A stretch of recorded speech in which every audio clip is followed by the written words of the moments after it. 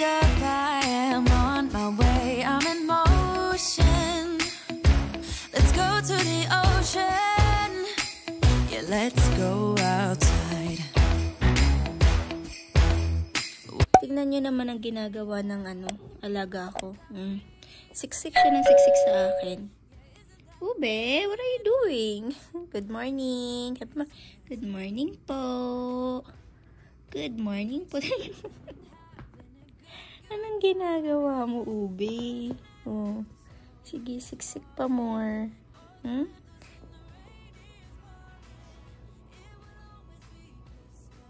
Feel na feel mo, Ube? Hala, feel na feel niya yung umupo dito sa... Ikaw overnight mo akong dinaganan Dinadaganan mo lagi si mama Dinadaganan mo ako parodyo. Ayaw magpagupit ng nails.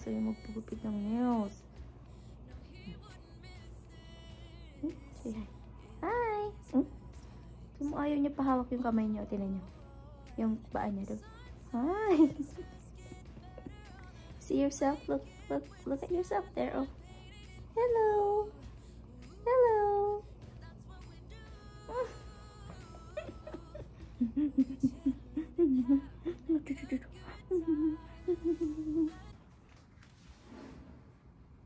Papa Dave is leaving. Let's say back to Papa Dave. Nicole, listen to Papa Dave. Wait, I should. Are you leaving now? Huh? Papa Dave is leaving. Hi, do you remember me? You want to leave me? Oh, I do. I'm gonna miss you so much. Do you want to ride to school? No. Okay. Why? Bye. Are you leaving now? Or are you still early? When I get back, I'll get batteries for that, and then we can play laser pointer, okay? I can shoot it and you can chase it. It's like, I don't know.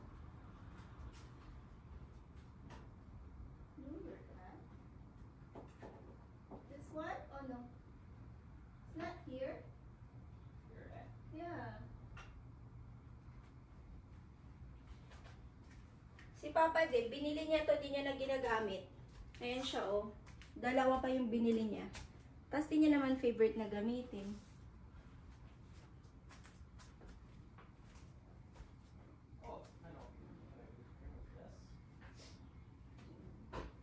Did you find it? no. I'll wear this one, huh? 2 hoodies? I can walk around Japan. I don't know if one's gonna be enough. Yeah. And then I'll make sure that I give it to you. Stay there. Oh. Okay. I'll see you next week. I'm gonna miss you so much. I just want to do one last thing. You know me. Your luggage is so heavy, love. Is it? What did you put in your luggage? Or maybe this one? The computer. Yeah. Try it without. Oh. That one is heavy. What did you put in there? Laptop? That's fine. Laptop and I don't know, perfumes and stuff, but I actually didn't bring that many. I took them all So out. what did you put there? The shaver? Your shaver. Oh, shaver's in here, yeah. Make it heavy. But this one, why is it heavy? This one's closed, maybe. I don't know. Anyway. Yeah, love you. Love you. See you. See you next week. See you next week. See you next week for Christmas.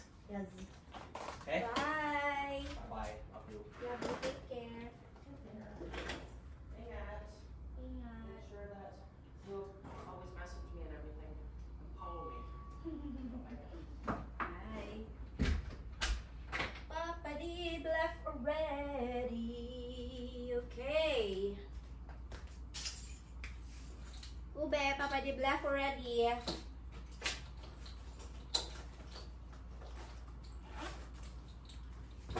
Okay, linis tayo mga kalalabs. Time check mga kalalabs. It's already 12:30 at nakaalis na si Papa Dave. Alam niyo, nagko-complain yung asawa ko. Sabi niya, punta ako ng airport ng sobrang aga para lang makakuha ako ng window seats. Pero hindi ako nakakuha. Ang nakuha ko is yung aisle seat. Sabi ko, ganun talaga. Ganun talaga ang buhay. Hindi kasi siya makapag-check-in sa online. So, ayun yung nangyari. First time yun na nangyari sa kanya. So, kaya talagang pinuntahan pa namin sa airport para makapag-check-in siya doon, makakuha siya ng window seats, kaso nga lang hindi nag-work, tumawag pa siya, hindi rin nag-work, and then umalis siya na maaga, hindi rin nag-work, so hindi para sa kanya ang window seats, pang aisle seat lang talaga si Papa Dave. So, 100% yon paglapag niya sa Japan, sabi niya, I am so tired, I didn't have a good sleep. So, mahirap kasi talagang matulog sa, eroplano. So, siguro makakatulog kapag nasa business class ka, diba? So, hindi naman lagi na business class. So, ayun. Hindi yun makakatulog kasi nasa aisle seat siya, hindi makakaganon yung ulo niya. Kasi pag nasa window seat ka, diba, nakaganyan yung ulo mo, makakatulog ka. Pero siya, no. Magko-complain yun. Nakipagpustahan sa inyo, no? Anyway, nagre-ready ako kasi pupunta ako ng Costco. Bibili lang ako ng konting pasalubong. So, wala akong planong bumili ng bonggang, pasalubong. Yung usual lang, yung chocolates, mga ganon. Tapos yung bili ni Papa ko na pang-shave ng balbas niya. Tapos yung, bibili sana ako ng mga, yung mga grocery ba? Kaso nga lang, pag umuwi ako, nasa grocery store naman kami, 'di ba? So yun na lang, mas mas marami pa at mas makakapili pa sila kung ano yung gusto nila. So ang bibilihin ko lang is yung bili ni Idinil din na Coffee Mate na malaki, coffee, ayan. So yun yung mga bili niya. Kasi minsan is mas mura yung bilihin dito kaysa sa Pilipinas. Sa totoo lang, may mga items dyan na mas mahal kaysa dito. So, dito kasi may mga sale. So, pag nag-sale talaga siya, half price, mga ganon, o kaya 70%, ganyan-ganyan yung mga nila dito. So, pwede kang bumili ng kahit ilan. So, kasi sa Pilipinas, di ba, maliliit na packaging, tapos mahal pa yung price. Yun yung problema sa Pinas, di ba? Meron silang mga packaging talaga sa mga grocery store na dati malalaki at mura, ngayon lumiit, mahal ang presyo, 'di ba? So, yun yung bibilihin ko. And then pag naka-sale yung mga iba pa, Colgate, mga ganun, bibili din ako. Tsaka ayun, so sabon daw, Dove, yun lang. So, wala talaga akong planong bumili ng bonggang dadalhin kasi much better na cash na yung dalhin mo, tas doon ka na lang mamimili ng mga needs ng pamilya mo or yung needs nyo sa bahay, 'di ba? So, ayun. And ano pa ba yung plano ko?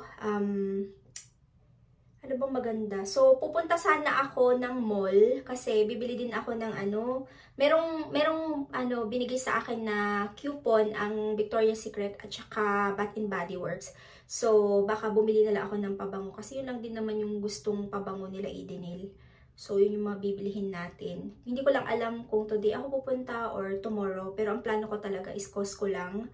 Kasi ayaw kong biglain. So, isa-isa. Kasi syempre, binabudget mo din kung ano yung kaya mong i-spend today, tomorrow, the next day. Diba? Wag lang. Uuwi tayo, kailangan natin ng malaking budget.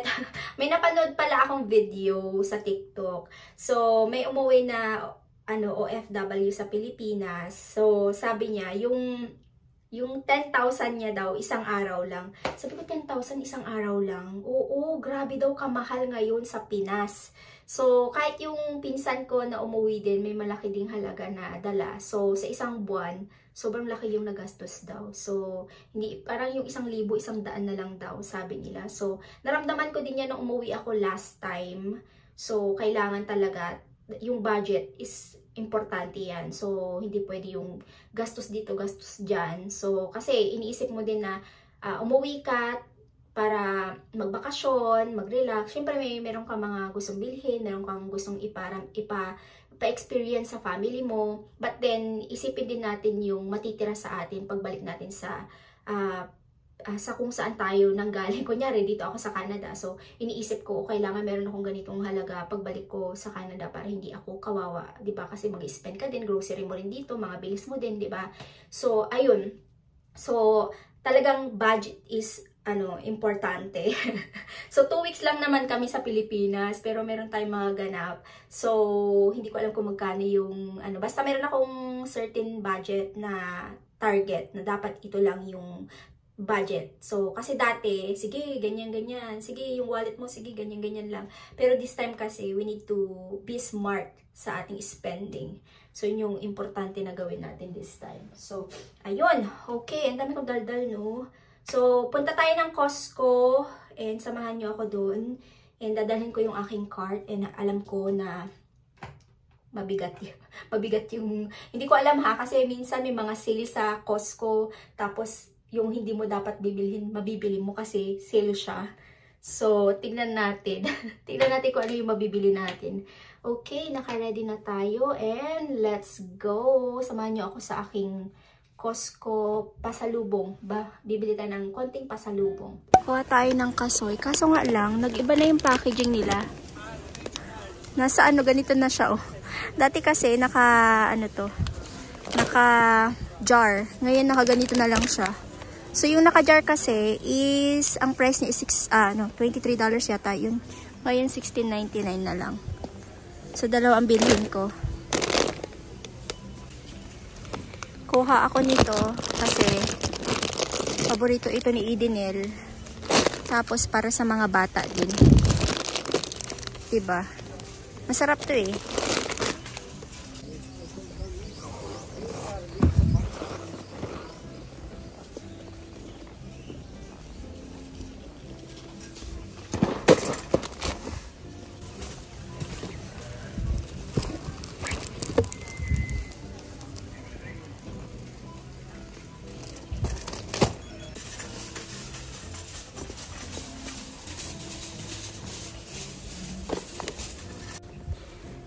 Ito naman yung shaver ng papa ko.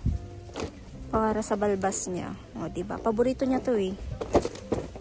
Andito pala yung mga ibang chocolates, oh. Ayan. Tapos ito.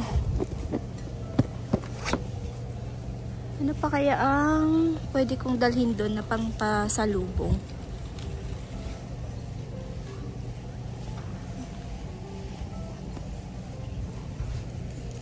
Bahay na ako mga kalalabs. Ito yung mga nabili natin sa Costco at isang napaka-cute na ubibe. O be, sama ka ba? Kasama ka ba sa ano ko? Luggage? Ha? Kasama ka ba? Ha? Mamimiss ko to eh, si Ubi. Mamimiss ko tong love-love ko. Love-love ko. Alam nyo, minsan kinikis ako nito. Pero si Papa Dib, ayaw niya ikis si Papa Dib. Ako lang talaga. You wanna play? So, ito yung mga nabili natin. Meron ako nabiling Dove, Colgate, Head and Shoulder, ito, Coffee Mate. Tapos ito, nakita ko lang siya, $11 isa. So, dahil mahilig sa cookies si Papa ko, ipatry natin to. And, sinabi nung kasi merong akong nakasabayan na tumitingin nito. Tapos, yung isang babae sabi niya, you should buy it kasi naka-sale and then it's really delicious. Sabi niya, masarap siya. Tinanong ko siya kung matamis ba. Sabi niya, not too sweet, sabi niya. So, kaya bumili ako, nasa $11 lang. So, sabi ko, maganda to na pasalubong. So, sabi niya, get it. It's really good, sabi niya. So, kumuha ako. So nga siyang tikman eh. Para malaman kung masarap pa talaga siya. Kasi open mo lang naman to. Ayan, gusto ko siyang tikman. Maya, pag-isipan ko. And ito, dalawang cashew nuts. So gustong-gusto kasi nila to sa bahay. So, dati naka-container. Ngayon nakaganito na. So mas siguro, mas mura siya. Mas mura yung packaging kasi last time is nasa $23 yata yung naka-package, yung naka-container, pero dahil na lang siya, naka-bag na lang siya ng ganyan, mas mura na lang siya, nasa $16.99. So dalawa yung binili ko, ilipat na lang nila sa container. And coffee, dalawa, and ito yung mga pampasalubong sa mga bata. Iniisip ko lang talaga kasi yung mga bata doon ibibigay. Ayan, tapos bumili din ako nito. Ayan, merong 125 pieces to. So, masarap naman yung chocolate nito eh. And then ito, bumili din ako, nasa $13 lang yata to. So, dalawa yung binili ko. Paborito nila to sa bahay and this one. And yung isa, meron akong customer na bumili siya dati nito. So, nung dumating sa Pilipinas, nag-melt, ayaw isa ni Edenel. Sabi niya, Tipe, sabi niya hindi maganda to. Sabi niya kasi nag-melt kasi sobrang init daw. So, hoping na pag dumating ako ng Pinas, hindi siya nag-melt. No, kasi yung last time di siya nag-melt. So, binili ko ulit siya kasi ito na lang din daw yung ipapalit niya. Same na same na chocolates. And then, ito yung, ano natin, yung para kay Papa. So, ayan, may idadagdag pa ako dito na, ano pa ba idadagdag natin dito?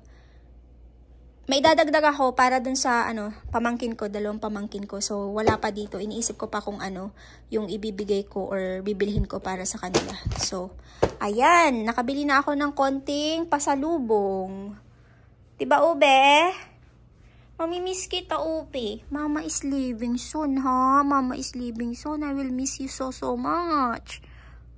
I will miss you so much.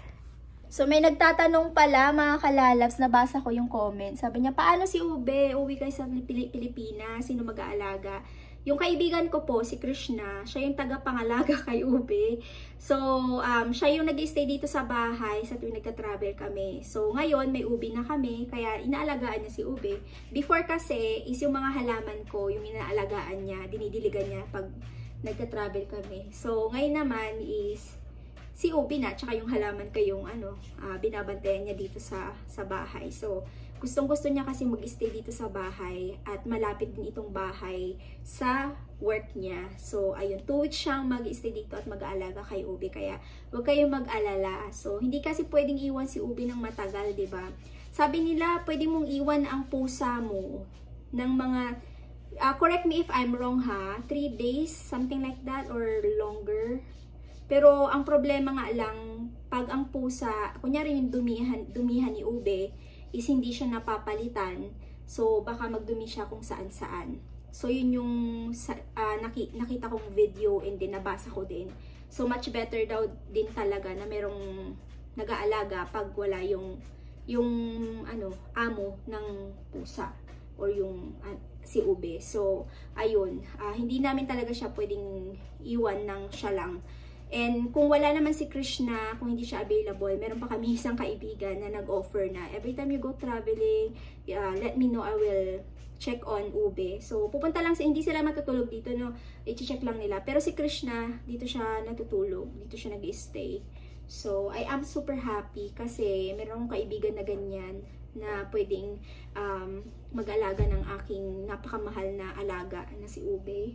And sa mga halaman ko din. So, ayun, grateful. Grateful ako.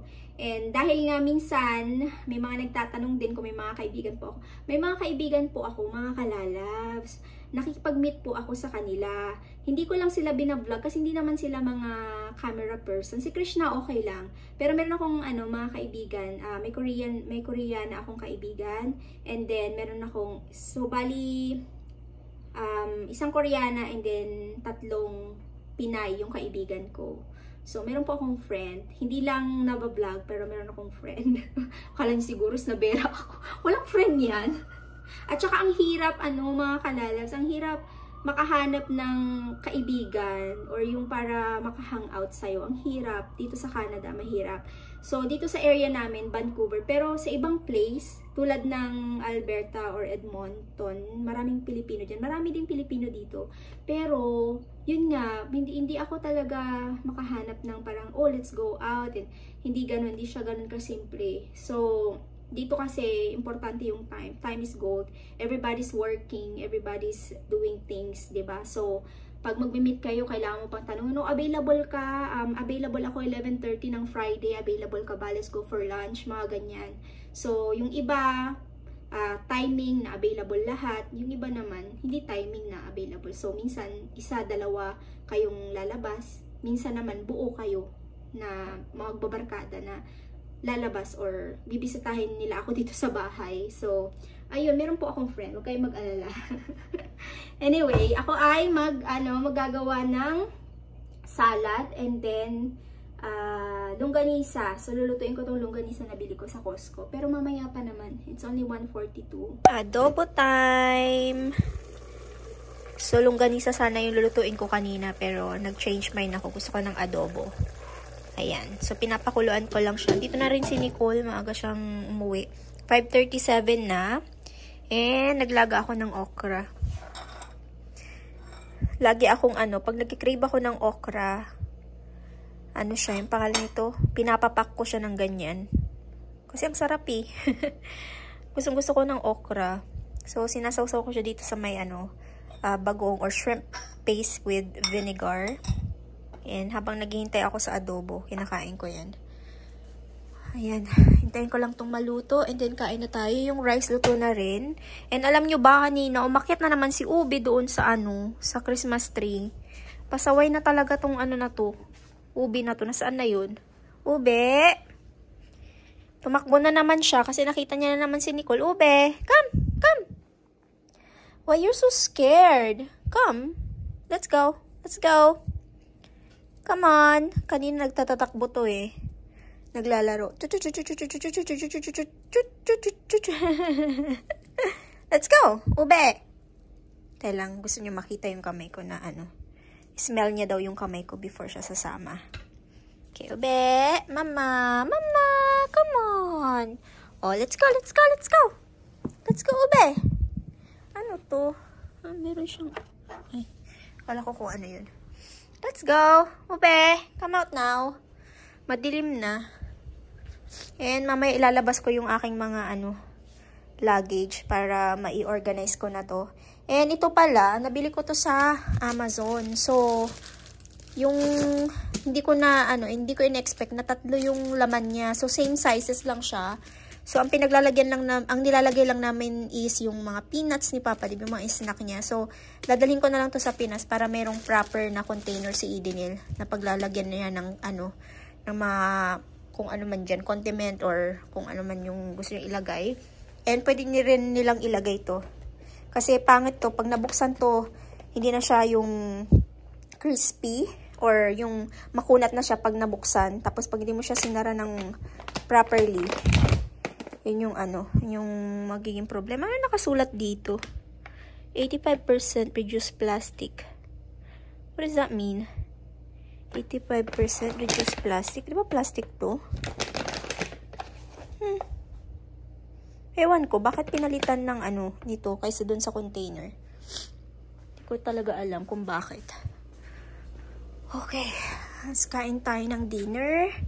May hinihintay lang ako. May magpipick up kasi nung meron silang binili sa akin na pipick upin nila. So, it's 6:15 sabi niya or 6:30. So, it's 5:40. So, hinihintay ko na lang siya para makapaghilamos na rin ako. Yummy, yummy, yummy. Adobo. Kain mga kalalabs. Ayan yung ating ulam, adobo. Yun, okra. Ayan, kain po. Si Nicole, tinatawag ko siya eh. Ayan, kain po. Nakapag-shower na rin ako sa wakas, mga kalalabs, at nakapag-skincare na rin. So, mag-e-end na rin ako ng vlog. And tomorrow, ano ba yung mga plan ko tomorrow? Maghahanap ako ng iregalo ko dun sa mga pamangkin ko. So, sila lang naman din yung iniisip ko na bilhan ng mga regalo. Kasi, excited na ako makita sila, si Tantan at saka si Jacob. So, ayun. Hindi ko alam kung ano yung regalo ko, yung mga damit siguro, or kung ano yung makita ko na maganda. And, imi-message ko din si Judy at saka si Jessica kung ano ba yung, si Ube hindi dito. Hello, Ube! Kung ano yung importante na bilhin, di ba, para sa mga anak nila. So, ayun. And, nakapag-book na rin pala ako ng bus ticket namin ni Nicole, papuntang Pangasinan. So, hindi kasi kami nagre-rent ng car, yung private car pa uwi ng Pangasinan. Kasi ang mahal, mga kalalabs. Yes, tawagin nyo na akong matipid o kaya barat. Okay lang. Alam mo yun? Okay lang. Come here. Come here. Come. Here. Okay lang. At least, meron akong pang budget, diba? So, ano yun? 10,000 to 12,000 pesos din yun. So, nasasayangan talaga ako. Biruin nyo yung bus fare is, lang siya, let's say, 600 pesos. So, dalawa kami ni Nicole, 1,200. I-plus nyo yung kakainin mo. Tignan natin kung pwede kami makakain ng 500 pesos. So, 1,700 yung mga gastos namin instead of 12,000 or 10,000 pesos, diba? So, malaking bagay din yung pagbabas. And komportable naman ang bus, walang problema, no? So, ayun. Okay, ready na lahat. Hindi naman masyadong ready na. Yung mga lang, yung mga kailangan ko lang ayusin, i-impake tomorrow. So, ayun, samahan nyo na naman ako sa BCD ko tomorrow kasi gusto ko matapos ko na yung packing ko para wala na ako masyadong iisipin. So, yung mga importanteng paper. Ay, mag-ano din pa pala ako. Sa ano pa naman yun? So, 3 days. Kasi meron pa tayong e-travel, diba, sa Pinas kung magta-travel ka. Kailangan mong mag-register sa e-travel 3 days before your flight. So, yun na lang yung gagawin ko kasi naman na yung ticket, saka naman na yung hotel, okay na. So, yun na lang yung mga needs natin. So, ayun, okay. Thank you all for watching. Sana po ay na-enjoy niyo yung vlog natin today, mga kalalab. So, if you enjoyed this video, please don't forget to like and subscribe if you haven't yet. I-ring niyo po yung bell icon para ma-notify po kayo sa tuwing mag-upload tayo ng panibagong video. See you on our next vlog, mga kalalabs. God bless us all. Stay safe and always be kind. Bye-bye! Love you all! Hold up, I am on my way. I'm in motion. Let's go to the ocean. Yeah, let's go out.